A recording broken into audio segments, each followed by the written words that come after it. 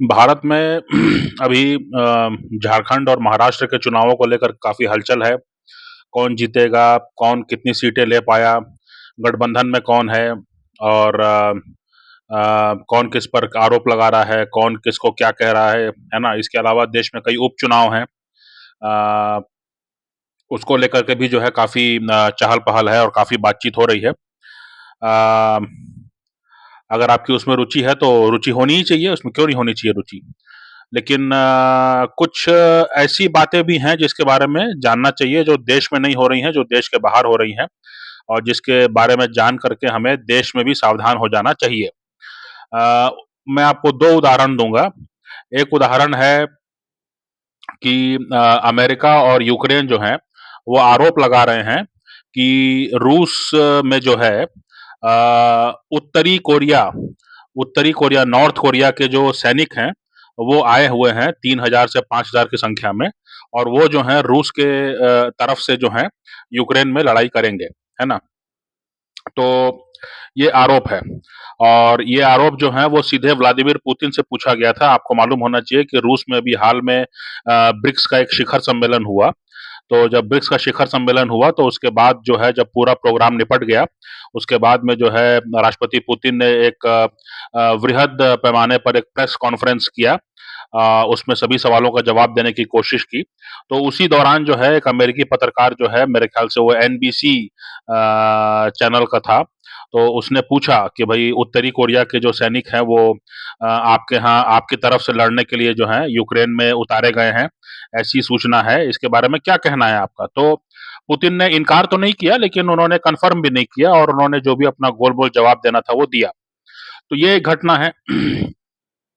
दूसरी घटना ये है कि अब जो है आज के दिन में जो जर्मनी के चांसलर हैं ओलाफ शोल्ज़ वो भारत की यात्रा पर हैं और भारी भरकम जो है अपना मंत्रिमंडल जो है उसको लेके आ रहे हैं और मज़े की बात ये है कि जो है अभी हाल में जो है प्रधानमंत्री मोदी जो है रूस गए हुए थे और वहाँ जाकर के फिर से उन्होंने गले लगा लिया पुतिन को और पूरी पूरी दुनिया ने जो है ये तस्वीरें देखी। लेकिन उसके बावजूद जो है जर्मनी की हालत इतनी खराब है कि मोदी और पुतिन के गले मिलने पर जो है वो आपत्ति दर्ज नहीं करा रहा है, बल्कि वो कह रहा है कि मोदी जी वहाँ से समय निकाल के जल्दी आइए दिल्ली क्योंकि हम भी आ रहे हैं दिल्ली, है ना? तो इसलिए जो है मोदी जी जो हैं वो ब्रिक्स के शिखर सम्मेलन में जो है शामिल होकर के वो दिल्ली लौट आए और जयशंकर को वहाँ छोड़ा हुआ है, ताकि जो है जो बाकी जो ब्रिक्स के अलग-अलग फॉर्मेट में है, ब्रिक्स प्लस है, ब्रिक्स आउटरीच है, वो सब जो फॉर्मेट में मीटिंग्स होंगी तो वो जयशंकर जो है प्रतिनिधित्व करेंगे भारत का। तो एक तरफ तो हमने बताया आपको कि जो है रूस में जो है उत्तरी कोरिया के सैनिकों को जो है बुलाना पड़ा है क्योंकि यूक्रेन के साथ युद्ध करना है और उत्तरी कोरिया के जो हैं सैनिकों को जो है रूस ने बुला करके और यूक्रेन के खिलाफ उतारा है। दूसरी तरफ जो है जर्मनी के जो चांसलर हैं, वो अमेरिका नहीं जा रहे हैं, वो यूरोप के किसी और देश में नहीं जा रहे हैं, वो चीन नहीं जा रहे हैं, वो भारत आ रहे हैं। उन्होंने आग्रह किया था कि जो है मोदी जो हैं वो रूस से जल्दी लौटें ताकि जो है दिल्ली में जो है वो दोनों के बीच में वार्तालाप हो सके। तो आज जो है ओलाफ शोल्ज़ की मुलाकात संभवतः किसी समय प्रधानमंत्री मोदी से होगी। तो दोनों क्या बात करने वाले हैं? दोनों जो है बात करने वाले हैं ये कि जो जर्मनी है, जर्मनी की हालत खराब है। जर्मनी की हालत इसलिए खराब है क्योंकि जर्मनी जो है एक एक्सपोर्ट ओरिएंटेड इकोनॉमी है, यानी कि वो निर्यात पर निर्भर है। उसकी अपनी आबादी ज़्यादा नहीं है, इसलिए डोमेस्टिक कंज़म्पशन ज़्यादा नहीं है। यानी कि जो कुछ कंपनियों में बनेगा, वो निर्यात होना चाहिए। अगर वो निर्यात नहीं होगा, तो आपके घर में उसको खपा नहीं सकते। यानी कि आप समझिए कि आपका कोई खेत है और उसमें आपने जो है टमाटर उगाया। अब आप अकेले रहते हैं, आपका कोई परिवार नहीं है, आपके कोई बच्चे नहीं हैं, आपके कोई नाते रिश्तेदार नहीं हैं, तो आप टमाटर किसको देंगे? ठीक है? तो जो भी है वो मार्केट में जाना चाहिए। अगर कोई भी कारण से आपका टमाटर मार्केट तक नहीं पहुँचा, तो पूरे का पूरा खराब हो जाएगा और आपको नुकसान हो जाएगा, है ना? क्योंकि आपका कोई घर परिवार है नहीं, है ना? तो जर्मनी में जो है आबादी नहीं है, जर्मनी में जो है कॉस्ट ऑफ लिविंग बढ़ गया है, जर्मनी में जो है लोग बिजली का पैसा देने के लिए काफ़ी संघर्ष कर रहे हैं। जर्मनी में जो है वो जो है भीतरी और बाहरी का जो है संकट खड़ा हो गया है। जर्मनी में जो है एक समय एंजेला मर्केल नेता होती थी और वो कहती थी कि दुनिया से जो भी चाहे वो जर्मनी में आकर के जो है वो यहाँ पे शरण ले सकता है, उनको हम रखेंगे, है ना? तो एक समय उनका ऐसी नीति थी और आज के टाइम में जो है जर्मनी में एक ऐसी पार्टी है एएफडी, मैंने पहले के वीडियो में भी चर्चा किया है इसके बारे में। तो एएफडी का कहना है कि जो जर्मनी में 25% आबादी है वो बाहरी है और उनके बारे में जो है कुछ सोचा जाना चाहिए कि वो जर्मनी में रहने लायक हैं कि नहीं और अगर वो जर्मनी में रहेंगे तो किन अधिकारों के साथ रहेंगे, इसके बारे में डिबेट किए जाने की जरूरत है। 25% आबादी, जर्मनी की 25% आबादी के बारे में जो है एक संशय की स्थिति है। जर्मनी में एएफडी पार्टी जो है वो चुनाव भी जीत रही है और जर्मनी के लोग जो है सड़कों पर उतर कर उसका विरोध भी कर रहे हैं। तो ये स्थिति है जर्मनी की। तो जर्मनी की हालत खराब है। जर्मनी के जो है निर्यात जो उसकी एक्सपोर्ट्स हैं उस पर जो है दिक्कत आ रही है क्योंकि चीन चाहता है कि जर्मनी और बाकी देश जो हैं यूरोपीय देश वो चीनी जो इलेक्ट्रिक व्हीकल हैं उसको जो है खुले तौर पर जो है अपने मार्केट में जगह दें। अमेरिका का दबाव है कि ऐसा नहीं करना है ना? तो जर्मनी और चीन के बीच में जो है विवाद बढ़ गया है और अगर चीन की तरफ निर्यात नहीं होता है, तो भारत एक दूसरा बड़ा मार्केट है जहाँ पर कि निर्यात हो सकता है और इसलिए जो है वो जो है जर्मनी आज भारत के साथ पार्टनरशिप चाहता है। जर्मनी जो है वो चाहता है कि भारत को पनडुब्बी दे।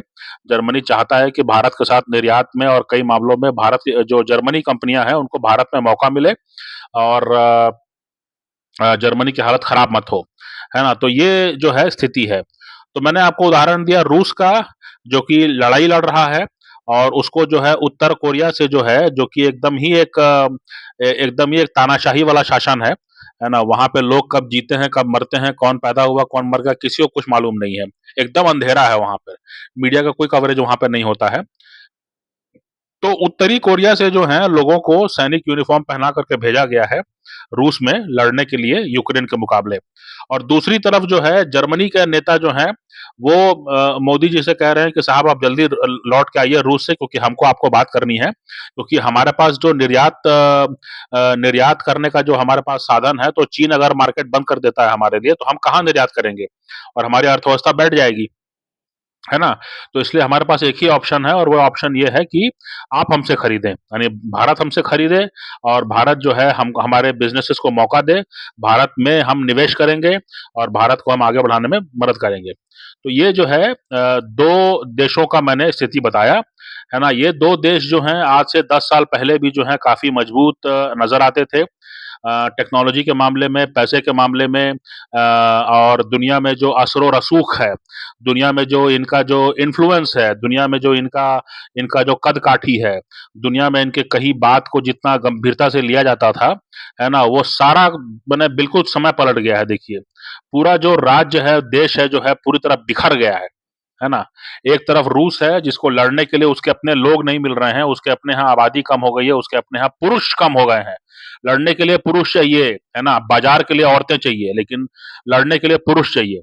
ठीक है? तो आज जब संकट आया हुआ है, जब लड़ाई चल रही है, लड़ाई 2 ढाई साल चल चल चल चुकी, तो आज जो है आपको सैनिक भी जो है आपको बाहर से आयात करने पड़ रहे हैं। सैनिक आपको बाहर से इंपोर्ट करना पड़ रहा है। रूस की हालत ये है और रूस के पास जितनी ज़मीन है ना? वो अपने पूरब में और अपने पश्चिम में दोनों जगह जो है वो काफ़ी असुरक्षित है रूस और उसको जो है मजबूरी के तहत जो है 3 से 5 हज़ार जो सैनिक हैं जो कि वैसे भी अपने देश में जो हैं वो आज नहीं तो कल मर ही जाते, है ना? चाहे भुखमरी से, चाहे किसी की गोली से और चाहे चाहे जो तानाशाही वाला शासन है उसकी गोली से मर जाते। लेकिन वो लोग को जो है भेजा गया है रूस में कि जाओ वहाँ पर जा करके और इसके बदले में नॉर्थ कोरिया को पैसा मिला होगा। रूस ने जो है पैसा दिया, नॉर्थ कोरिया को पैसा दिया होगा या किसी और तरीके से मदद की होगी और बदले में जो है 3 से 5 हज़ार जो उत्तर कोरिया के सैनिक हैं उनको जो है रूस में भेजा गया है कि वहाँ पर जा कर के आप यूक्रेन के खिलाफ लड़ाई करेंगे। यानी कि आप सैनिकों के मामले में भी आप आत्मनिर्भर नहीं हैं, सैनिकों के मामले में भी जो है आपको किसी दूसरे देश पर निर्भर होना पड़ रहा है। ऐसे देश पर निर्भर होना पड़ रहा है जो कि अपने अपने लोगों के जीवन का कोई मोल नहीं समझता है ना? अपने लोगों के जीवन का कोई मोल नहीं समझता है, वैसे किसी देश पर आपको निर्भर होना पड़ा है। ये स्थिति रूस की है। दूसरी तरफ जर्मनी की स्थिति क्या है? जर्मनी क्या लड़ाई कर रहा है? जर्मनी लड़ाई तो नहीं कर रहा है। जर्मनी तो अपना व्यापार करने की कोशिश कर रहा है। लेकिन बहुत लंबे समय तक जो है चीन पर निर्भरता रही और चीन ने जो है धीरे-धीरे, धीरे-धीरे, धीरे सारा टेक्नोलॉजी जो है चोरी कर लिया और आज जर्मनी के उत्पादों की कोई ज़रूरत नहीं है चीन में। अगर चीन को ज़रूरत होगी, तो जर्मनी से अच्छे संबंध वो जर्मनी पे एहसान करेगा। अगर अपना मार्केट एक्सेस देगा, तो जर्मनी पर एहसान करेगा चीन। चीन पूरी दुनिया से जो है टेक्नोलॉजी समेट चुका है और अब जो है जर्मनी जो है बिल्कुल असहाय खड़ा हुआ है क्योंकि उसको मालूम है कि उसकी अपनी आबादी ज़्यादा है नहीं और अगर जो कंपनियाँ हैं वो अगर निर्यात नहीं कर पाएँगी, तो वो कंपनियाँ भट्टा बैठ जाएगा, उनका जो है पूरा उनकी हालत खराब हो जाएगी। तो इसलिए जो है वो मजबूरी में अब वो भारत की तरफ रुख कर रहे हैं। भारत के प्रधानमंत्री नरेंद्र मोदी जो कि रूस की यात्रा से लौट के आएँगे, तो जर्मनी के चांसलर जो हैं जाकर के उनसे गर्मजोशी से हाथ मिलाएँगे और गले मिलेंगे और कहेंगे कि भई हमारी कंपनियों को मौका दीजिए क्योंकि हम बहुत बुरी हालत में हैं, है ना? हमारे यहाँ आबादी बढ़ नहीं रही है, तो हमारे कंपनियों को उत्पाद खरीदेगा कौन? हम तो खरीदेंगे नहीं और चीन जो है मना कर रहा है, तो अब और कौन-सी बड़ी आबादी बची है ना? जिसके पास खरीदने के लिए पैसा भी हो। तो वो जो है जर्मनी जो है अब चाहता है कि भारत के साथ पार्टनरशिप को गर्म किया जाए, पार्टनरशिप को बढ़ाया जाए, है ना? पार्टनरशिप अभी भी है लेकिन उसको और ज़्यादा जो है आगे बढ़ाने की कोशिश जो है वो जर्मनी की है।